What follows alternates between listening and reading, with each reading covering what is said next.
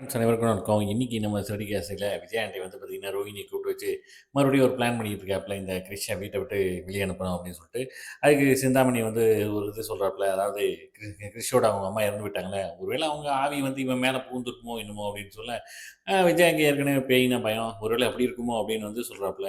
இந்த பக்கம் பார்வதி ஆண்டி கீழ வேற, உங்க கூட்டணியில என்னலாம் சேர்க்காதீங்க. எனக்கு சுத்தமா பிடிக்கல அப்படின்னு சொல்லிட்டு, பார்வதியும் சிவனும் அங்கிட்டு போயிடுறாங்க. இவங்க தொல்ல தாங்க முடியல, கிறிஷ் தொல்ல தாங்க முடியல அப்படிங்கிறாப்புல.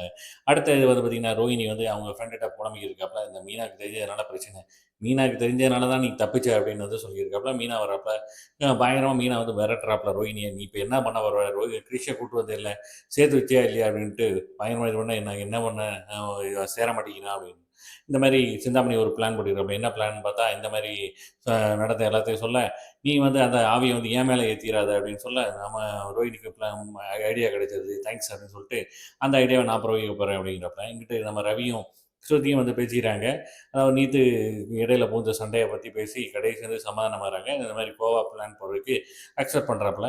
இருந்தாலும் நம்ம உறவு வந்து எப்பவுமே நிலைச்சு நிக்கும் அப்படின்னு வந்து 2 பேருமே பேசிக்கிறாங்க.